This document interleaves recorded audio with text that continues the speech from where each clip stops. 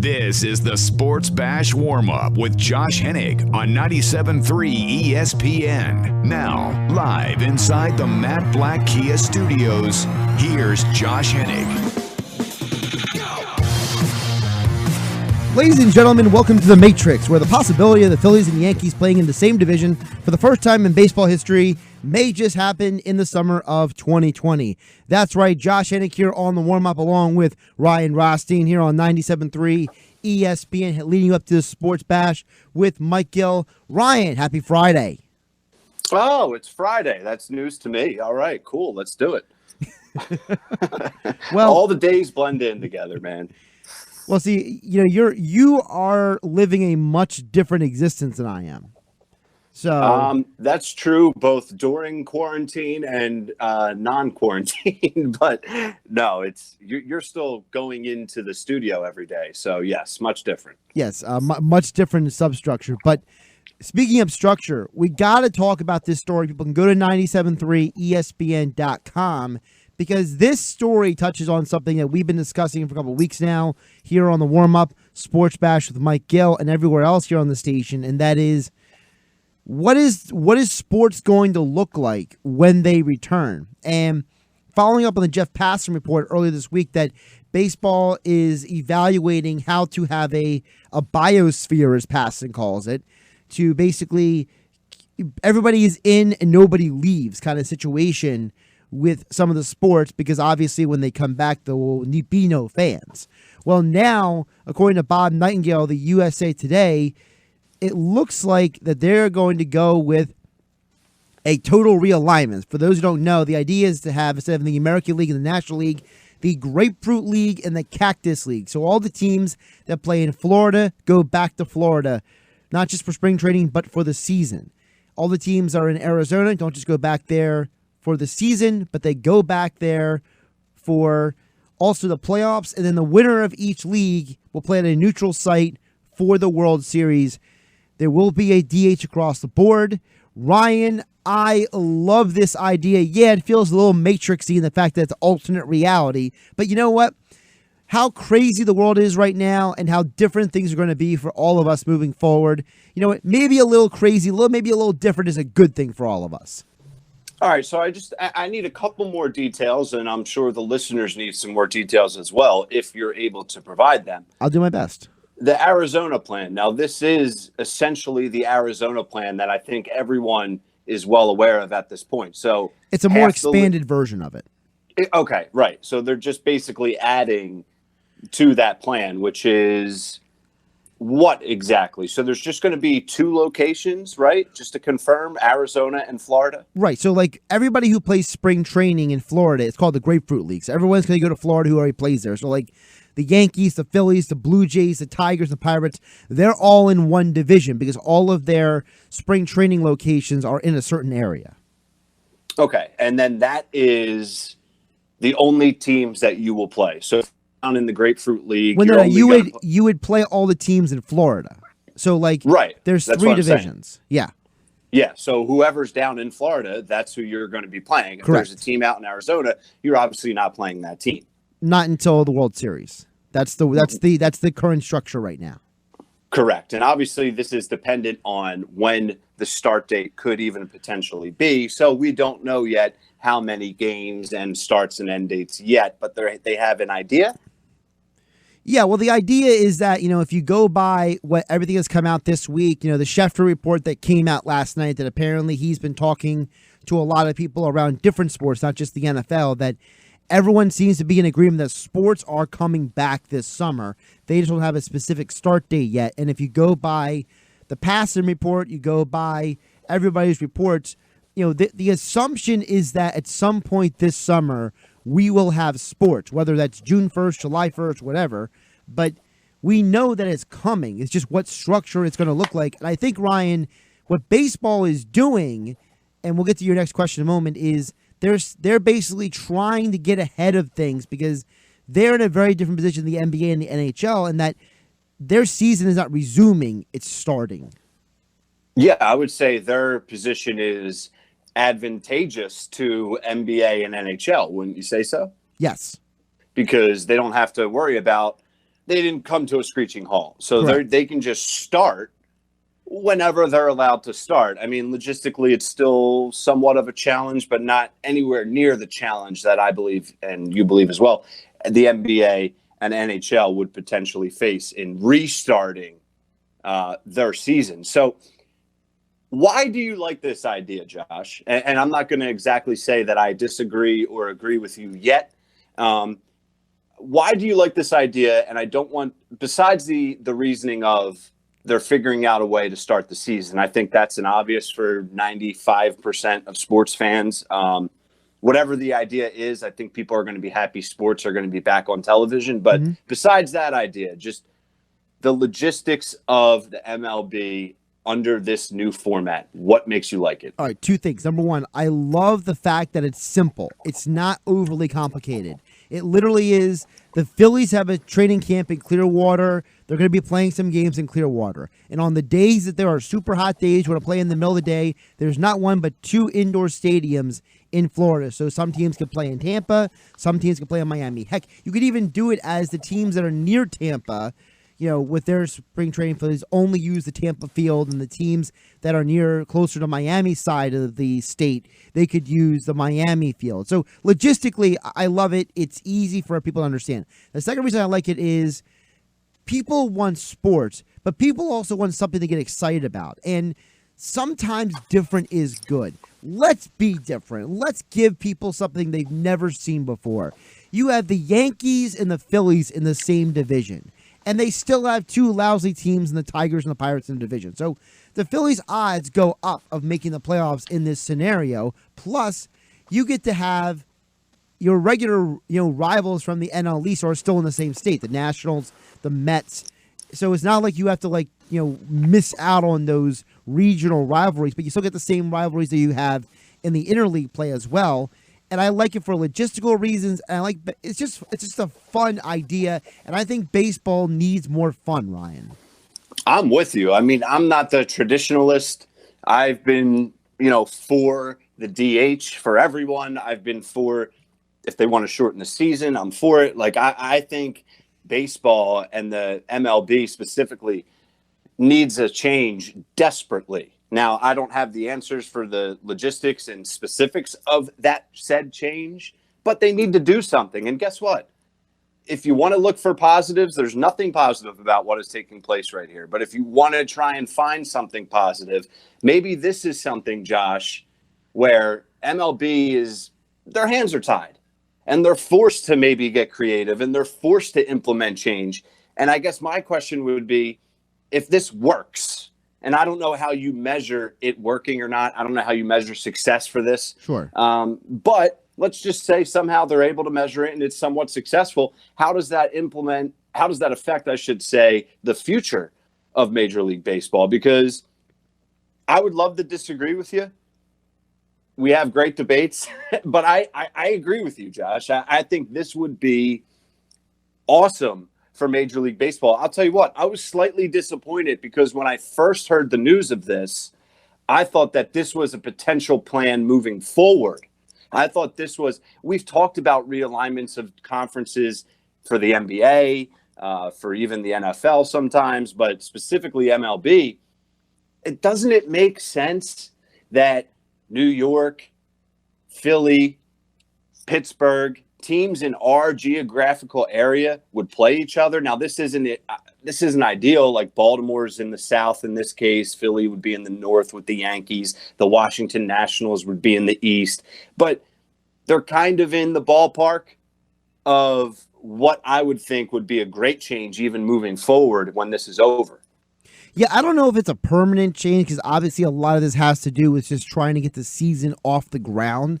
But I think that what could come out of this is you're asking about look, we've been hearing for years that the whole league is going to turn to the DH eventually. And this might be the beginning of the end for the National League traditionalists in that, if it goes well with this DH and, obviously the players would probably be interested in it because obviously having a DH might give more guys jobs on a roster. And you're already going to have expanded rosters for this year. Maybe the combination of the DH plus expanded rosters, maybe baseball permanently goes to 30 player rosters moving forward. So those are two things I think could definitely come out. I don't know about the alignment, just because I think that baseball is only making this realignment because of the environment that we're in. But that's just my speculation. No, I completely agree with that, because you just go off of history of Major League Baseball, and this is not something that they typically do. So it's certainly not a coincidence of the timing of this. We all know they're trying to get creative. All the sports leagues are, and figuring out a way to get their sports back to playing and back on the country's televisions. But I want to ask this.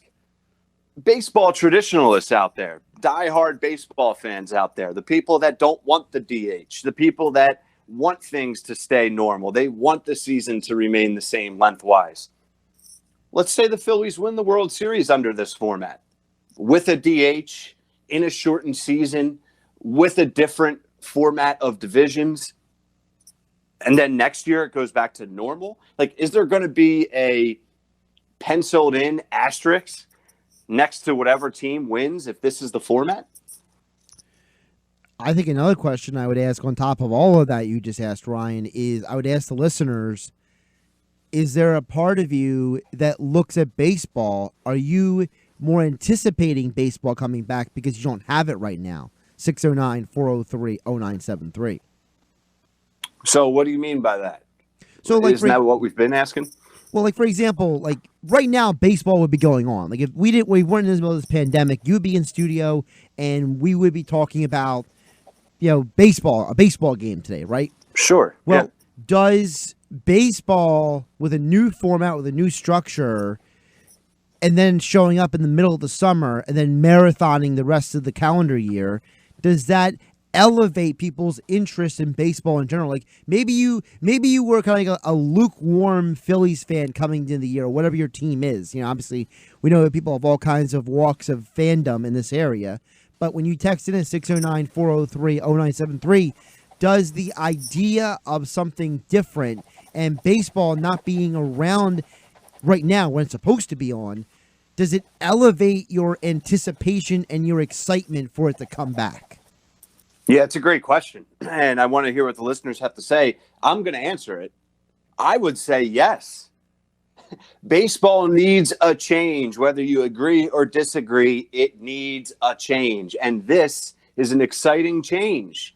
Every game seems like it would matter. Wouldn't you agree with that under this format?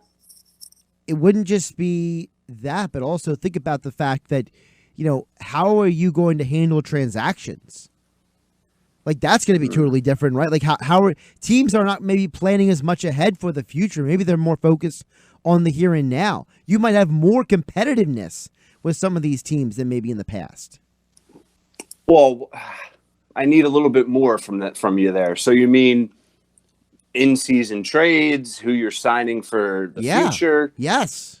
Well, what? You think people being the teams and the front offices, they'd be more aggressive under this format, they or might less be aggressive? They might be. They might be more focused on just winning this year than what's going on next year. Like, obviously some teams like the Marlins and the Tigers, they're in such a massive rebuild, it doesn't matter.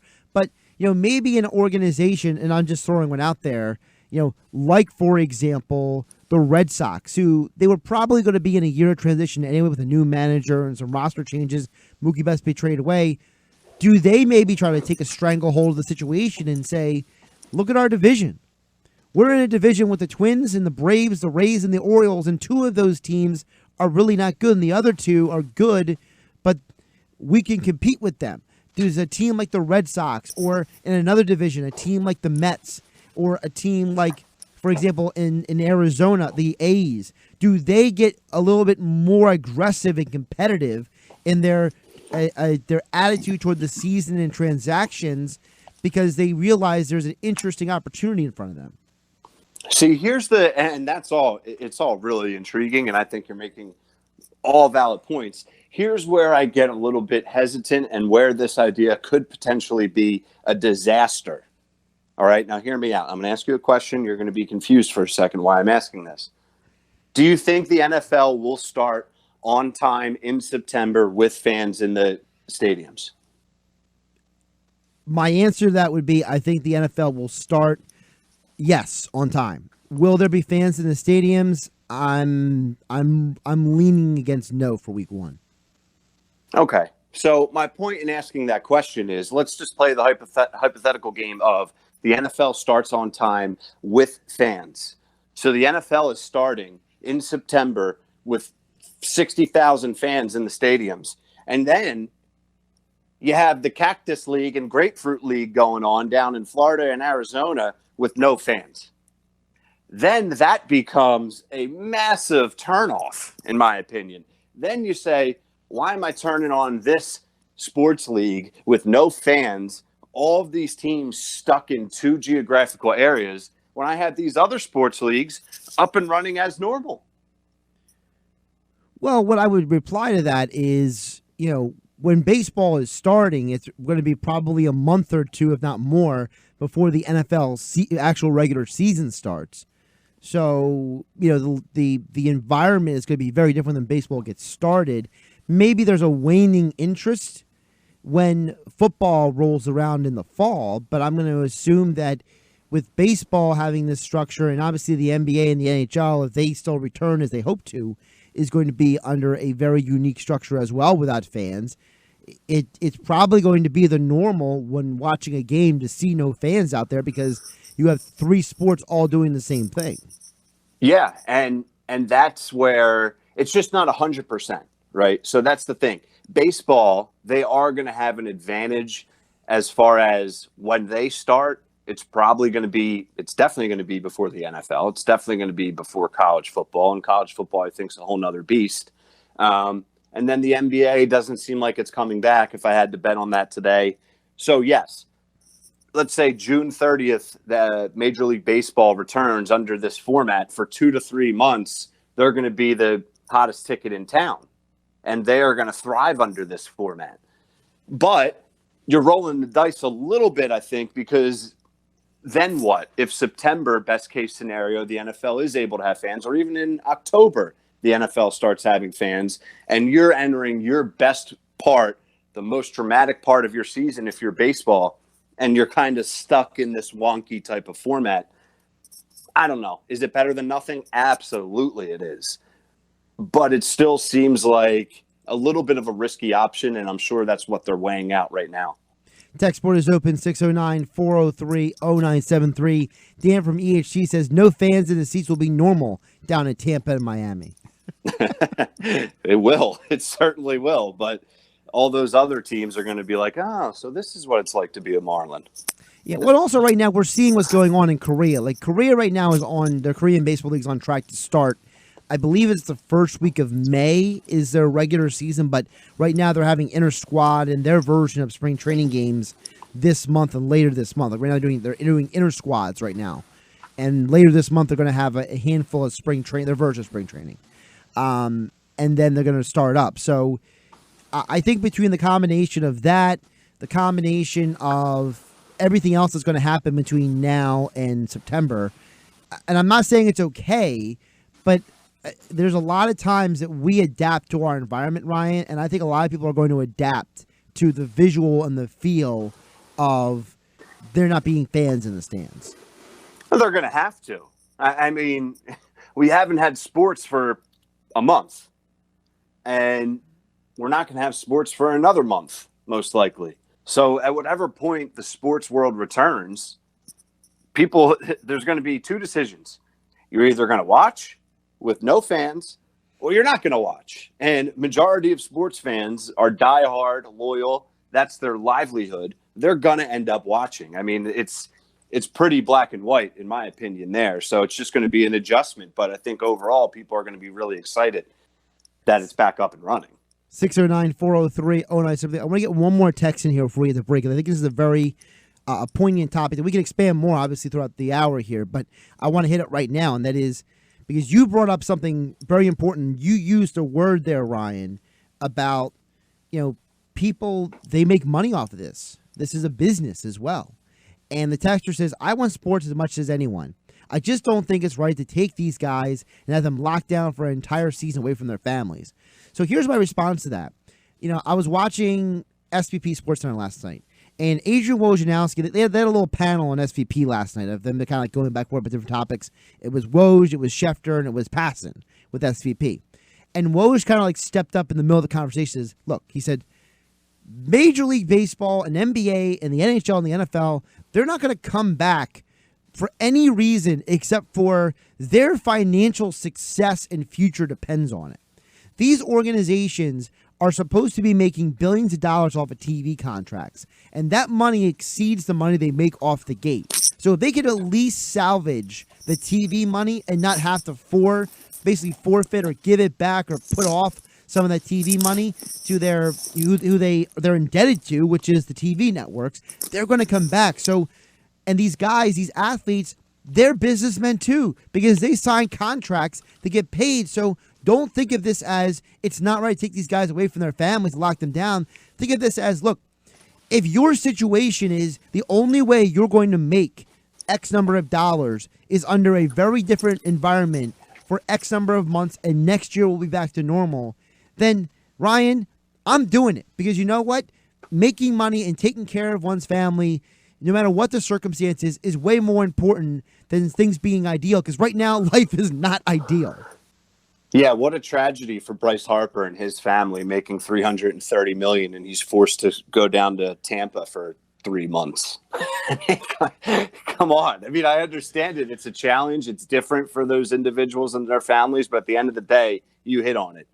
It's a business. They're professionals. And if this is what has to happen due to a pandemic that we've never seen before in the history of our livelihood and probably their lives and everything, they're going to do it. He's Ryan Rothstein. I'm Josh Hennig. This is the warm-up on 97.3 ESPN. We have more of your texts coming up. 609-403-0973. Baseball. They have a plan. It looks like they're going to come back in a very, very different look. Are you with it? Are you against it? Also, we know it's probably going to look different for hockey and basketball when they return at whatever point, whatever date. The NFL, we might not have fans in the stands to start the season. There's a lot of variables going on because of the world we live in. So how do you feel about that? 609-403-0973. Plus, later this hour, NBA horse competition on TV this weekend. Are you watching? Are you not watching? I wonder if people can bet on it. Probably they can. I'm about to look into that. But they can. So are you going to bet on it? There's a lot of variables. We'll get into that coming up as well here on the warm-up on 97.3 ESPN Tech Sports. 609-403-0973. Josh Hennig, Ryan Rothstein here on the warm-up on 97.3 ESPN and the 97.3 ESPN mobile app. Of course, leading up to the Sports Bash with Mike Gill. It's a Sal Pal Friday. Sal Pal making an off-season appearance on the Sports Bash today at 3 o'clock on 97.3 ESPN. Plus, Scott Wright from Draft Countdown could talk with Mike about some of the NFL draft prospects. But right now, we're getting back to your text, 609-403-0973.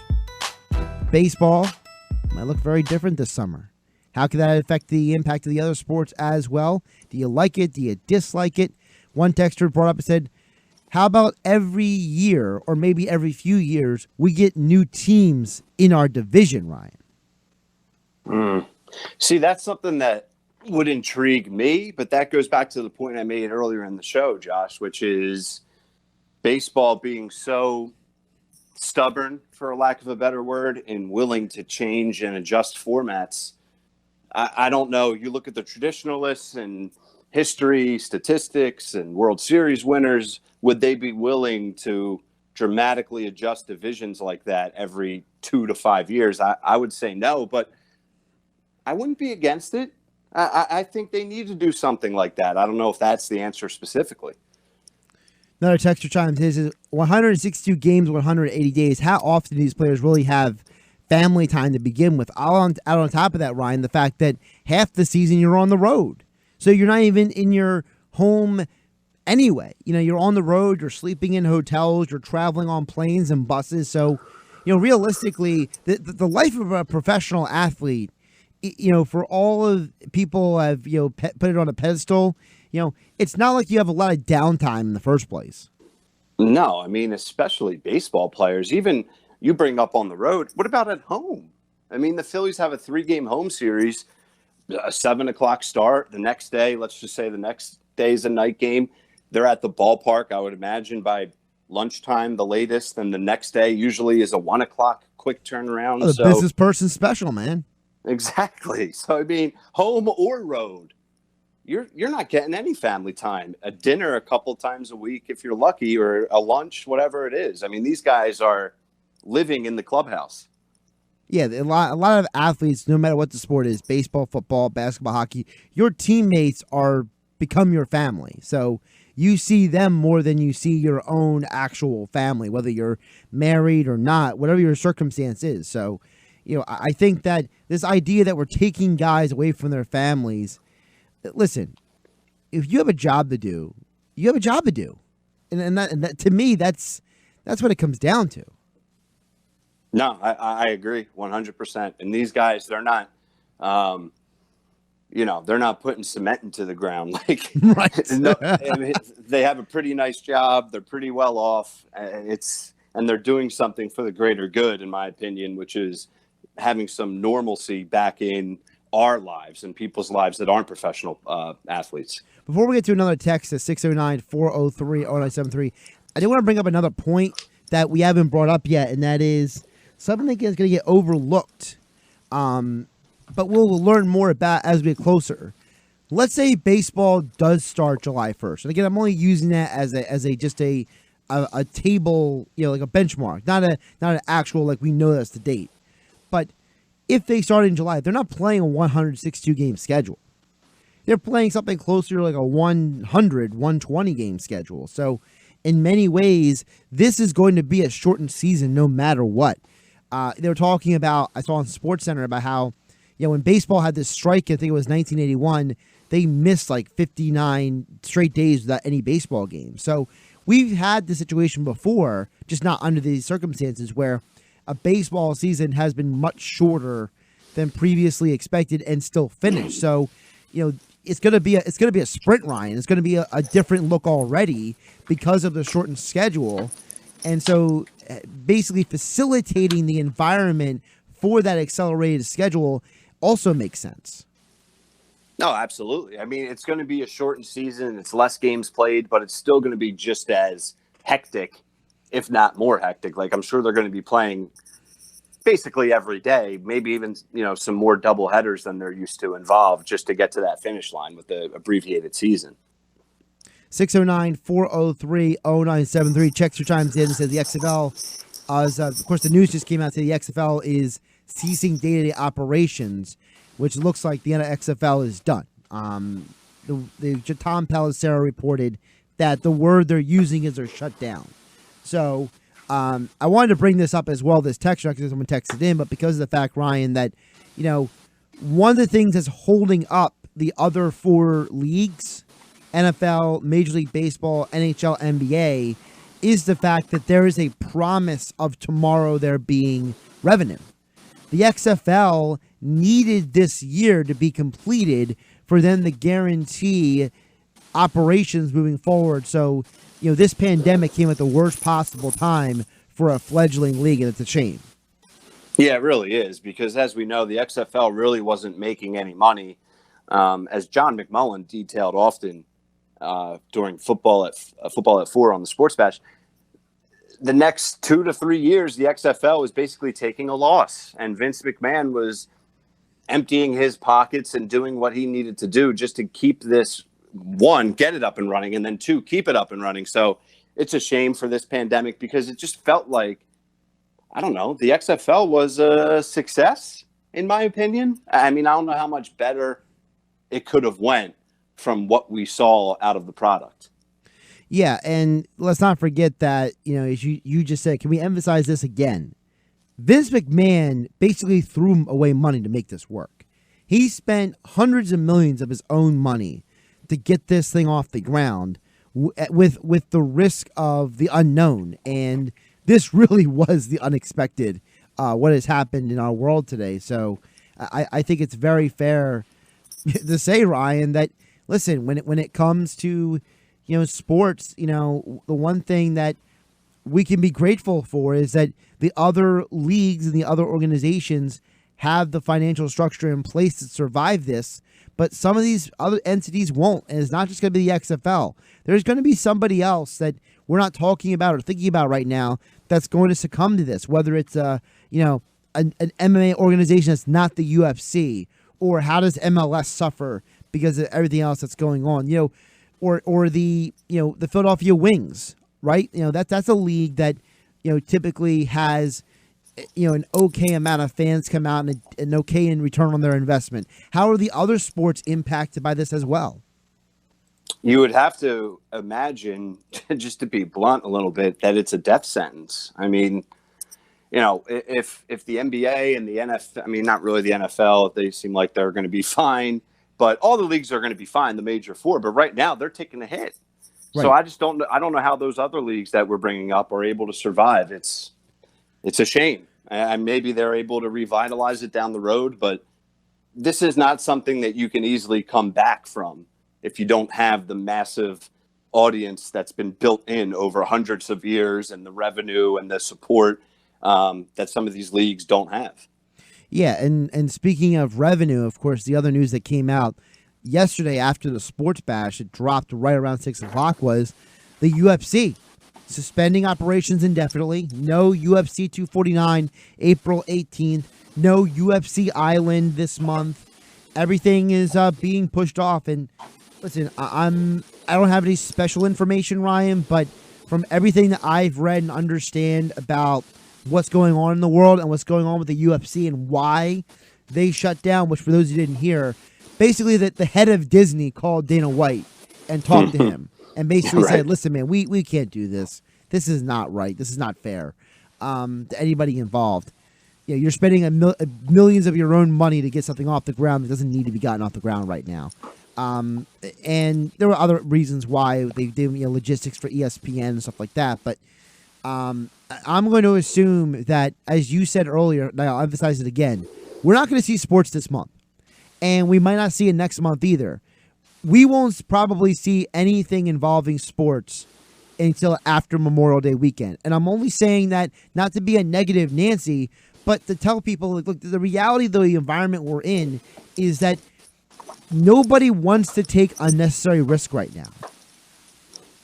Right. You can't. You're not being a negative Nancy. I think if anything, during this time of sports being shut down and blacked out, I think it's been we've heard a little bit too much optimism. I mean, in the early stages especially, Mark Cuban said, May 1st? We heard other people, whether it's in sports media or even associated with these professional sports leagues, be way too optimistic. And I just think it's not fair. I just think we all want sports back as badly as the next person, but you have to be realistic with it. And as we've detailed many times already, I think the worst case scenario would be to get it back up and running, any league, and then have to shut it back down. That would be a devastating blow to fans, the league, anyone involved. I will counter with this, and you may or may not agree with me on this, but I agree with the sentiment that there's no harm in staying positive and believing things are going to come back sooner than having to backtrack. Because at the end of the day, we only have really a couple choices right now. We can try to stay glass half full or the glass is half empty. And to me, I'd rather stay positive and say, look, I believe that we're going to eventually get it back. And if I'm wrong or Cuban's wrong or fill in the blank is wrong about the exact date of when it's coming back, I'd rather us stay positive, because at the end of the day, there's a lot of people who are emotionally struggling out there. And I'm not trying to get overly beyond sports, but we're living in a very different environment. I think a lot of people need something to hang on to. And I know for me, for example, I'm very, very, very, very fortunate right now to have structure in my life. A lot of people don't have that structure. And if people have something to look forward to, even if it's a glimmer of hope, I'd rather be behind that than, not. Sure. Listen, of course, I think that's, I don't want to say somewhat obvious, because there are people struggling. It's hard to remain positive in certain difficult, circumstances. But depending on who you are, I think you just have to choose your words wisely. If you're someone that holds a lot of power in a certain league or in a certain media position much higher than ours, whether that's whoever it is. You just have to tread lightly, and I think you have to be informative and let everyone know, like, listen, if you're Mark Cuban, we're doing everything we can to get this league back up and running, but you just don't want to give false hope, because that's a short-term fix to people struggling, but in the end, it's just as damaging, I think, in my opinion. Yeah, and I think that part of the problem is also, people are being pulled in all kinds of directions. People have way too much time right now to go online and see some of the vomit that is online these days, more so than maybe usual. People, there's a lot of days that the regular working person doesn't have a ton of time to be jumping on Twitter and Instagram and Facebook and YouTube and Google and all the other platforms, whereas now they have more free time to do that. And I think that it's been a very frustrating thing. I get messages from, friends and family and people that I know every day, and it's always somebody asking me a question about something because they see something that is frankly horrible online, someone saying something, or they heard somebody say something that really is inappropriate, and it confuses them. And I think that sports is the one thing that we have that we know we could all unite behind, because everything else realistically is a lot of negativity right now. Absolutely. And you look at leagues trying to do what they can to bring some distraction and normalcy back into your lives. The NBA getting this horse competition up and running is the perfect example. Yes. Right? And that's going to be this Sunday. The NBA is not able to play games. I just brought up Mark Cuban coming out in the early stages of this saying we're going to get back to things soon. Didn't end up working out, but credit the NBA, Adam Silver, and anyone else involved to get something onto our television screens, right? And I think I'm sure we're going to get into more of this on the other side whenever we break. This is going to be a massive success. I want to know what the listeners think for that competition coming up, because good on them for getting something done. He's Ryan Rothstein. I'm Josh Hennig here on the warm-up on 97.3 ESPN. Keep a text coming, 609-403-0973, 609-403-0973. To get in on the conversation right here on 97.3 ESPN, the Sports Bash with Mike Gill coming up next from 2 to 6. And we remiss not to remind you that 97.3 ESPN and the Sports Bash will help recognize people keeping South Jersey area safe amid the coronavirus pandemic. If you know a doctor, healthcare worker, police, fire, first responder, transit worker, grocery store worker, store owner, someone who's helping keep us safe and keeping our lives going, send us a text with their name, a photo, and where they're from so we can salute them and thank them on the Sports Bash and online at 97.3 ESPN.com.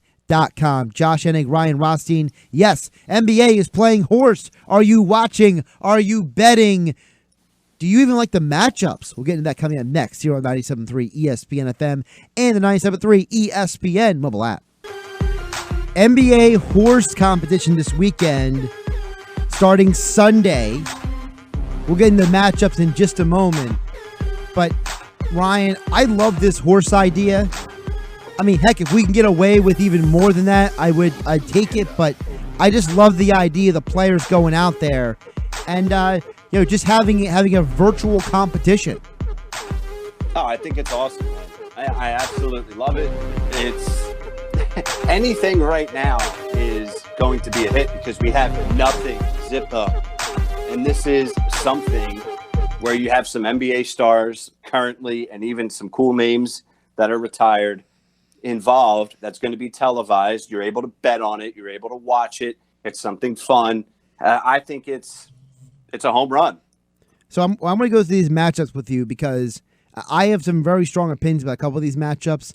The Group 1 quarterfinals, Trae Young versus Chauncey Billups. Now, I feel like this might actually be the most competitive of the matches because I feel like people underrate Chauncey Billups' skill set, and I think people realize how good Trae Young is, but I think Chauncey Billups could make this very interesting. I mean, his nickname's Mr. Big Shot. So, I mean, come on. Yeah, I don't love... Listen, it's a heck of a first-round matchup, but it would be cool to see them on the opposite sides of the bracket because I honestly think Billups could win it all. I really do. I mean, this is a horse competition. The athleticism is limited. So I don't know if there's you saw no dunking. Right.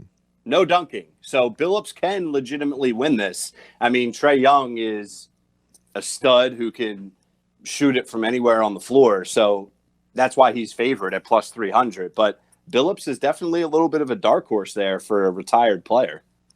Second Group 1 quarterfinal matchup is the recently inducted Hall of Famer Tamika Catchings versus the Utah Jazz Mike Conley. Now, if I had to make a pick here, Ryan, I would go Tamika Catchings because one problem with Mike Conley is that his game is predicated on not being as much of a scorer, not much of a shooter, whereas Catchings was a scorer and a shooter back in her day. Here's the thing with horse competitions that people forget. Like, if Tamika Catchings goes first and she's standing at half court and she like bounces it in, I mean, it's not an easy shot, right? They're not playing one-on-one. Right. So, one of these underdogs, quote unquote, hits a circus shot, they're going to advance. And if you someone who you were a scorer, your job was to be a scorer, not a distributor, you probably have more tools in the toolbox per se than somebody else might. Yeah, potentially. There's random players that are really good at circus shots. I was watching a video on Marcus Smart. Brian Scalabrine did an interview with him with like NBC Sports Boston, and Marcus Smart was making the craziest trick shots I've ever seen. Like, he's someone that would win this in a heartbeat after watching that video. So it's like you never know who could have something up their sleeve with this type of contest. The Group 2 quarterfinal matchups are Zach LaVine versus Paul Pierce. First of all, this is the one matchup that I don't like because I don't like the idea of Zach LaVine being in this competition because do we really know that he could do anything that's not dunking? I mean, he's an NBA player. He's able to shoot the rock. No, but what is the variety and the artiste in his skill set? Like, Paul Pierce spent a career with like baseline fadeaway jumpers and big shots from the outside and putting up weird shots and making them. What is Zach LaVine's a highlight reel aside from dunks? Well, he is creative. He is a dunker at heart. So I brought up the bounce shot from the half court line. I mean, I could see LaVine going behind the backboard and like two bouncing it into the basket, like crazy stuff like that. I think those are some things we're going to see these participants trying to attempt. It's going to be like crazy, wild circus shots that they're just going to hope goes in. And then the final matchup is Chris Paul versus Allie Quigley. Chris Paul is one of the most creative people with a ball in his hand in the NBA today. So I'm looking forward to what kind of array he puts up. Oh, all time. I mean, is the bracket set up where it could be Chris Paul versus Trae Young in the final two? That is correct. Right. I mean, that seems like that's a high possibility there. As you mentioned, CP3 is one of the best all time with the ball, not just in today's game. So what are your picks for these quarterfinal matchups, Ryan? So for each matchup, you want my winner? Yeah. All right, here we go. I have Trae Young advancing, although I would not be surprised. I mean, disclaimer, I wouldn't be surprised if any of these he just got upset last night by DeAndre Ayton in the NBA 2K tournament, so maybe he might be sulking a little bit. Yeah, he might be sulking. It may be a tough bounce back. We'll see his mental preparation here over the next 2 days. So I have Trae Young advancing. Then we have Tamika Catchings versus Conley. I'm going to go upset. I'm going to go Catchings. Then we have Paul Pierce versus Zach LaVine. I'm going to go Pierce. I think Pierce advances, and then I'm going to go CP3. What's yours? So I'm also, your picks are very similar to mine. I'm actually going to go Chauncey Billups over Trae Young. I'm going to Tamika Catchings. I'm also going Paul Pierce, and I'm also going CP3. Okay. I like it. Who's your winner? Or you want to go next round here? So what would be the matchup? Yeah, so next? If it's CP3 versus Paul Pierce, for example, then I'm going to go CP3 in the final. If it's, for example, Billups versus Catchings, I'll probably go Billups. If it's Young versus Catchings, I think the winner of Young versus Billups might just win it all. So I'm just going to say it's probably going to be CP3 versus either Trey Young or Billups in the final. Yeah, I like that. I'm going to go with CP3 as the winner. Okay. I like that. He's plus 300. If you want to do the odds real quick, it's Trey Young plus 300, Chris Paul plus 300, Levine plus 350, Conley plus 450, Paul Pierce plus 750, and then the value pick of the competition is Chauncey Billups plus 800. Interesting. That is definitely the value pick. Then we have Tamika Catchings at plus 1,200. And who am I missing? Oh, Allie Quigley, I think, is plus 1,450. Yeah, I think Quigley got the short end of the stick because she got probably the most talented ball handler in the whole competition here, and she got him in the first the first matchup. So talk about drawing the short end of the rope here, the stick. Do you believe in miracles? Let's go, Quigley. Maybe not miracles in horse competitions. I think, but maybe in other things, yes. Listen, man, there's not been any sports, all right? If I want to deem this a miracle, then it's a miracle. Oh, my goodness. All right, so real quick before we get out of here, aside from the horse competition, what are you watching this weekend, Ryan? We got Masters replays on TV. We got the NFL Network running games pretty much, I feel like, all the time. What are you watching this weekend? I plan on finishing Ozark. I somehow have put that off. I'm both impressed and embarrassed in myself that I haven't finished it yet, but I've just been taking it slow. I did finish Tiger King. I was refusing to watch it for a while, but I eventually got sucked in, and at one point I was like, I'm in. But I'm going to watch some old NFL stuff. I'm going to binge Netflix and just get weird, man. I don't know. What do you got? So I'm almost done season 1 of Lucifer, so we'll see how much deeper I get down with that. That's part of the major chunk of the weekend. I always like to see what movies are, on demand and on different things. Obviously, new movies pop up all the time, so I might see what's free on demand as well. But definitely Lucifer is high on the docket this weekend. There you go. I already finished Lucifer. I'm jealous. You can binge it. Yeah, we can talk about that on Monday a little bit. We can compare notes. All right, let's do it. All right, Ryan, Twitter is Ryan973 ESPN. I am at Josh Hennig. Hennig spelled Hennig. I'll be back on tomorrow for Sports Bash Saturday 12 to 2.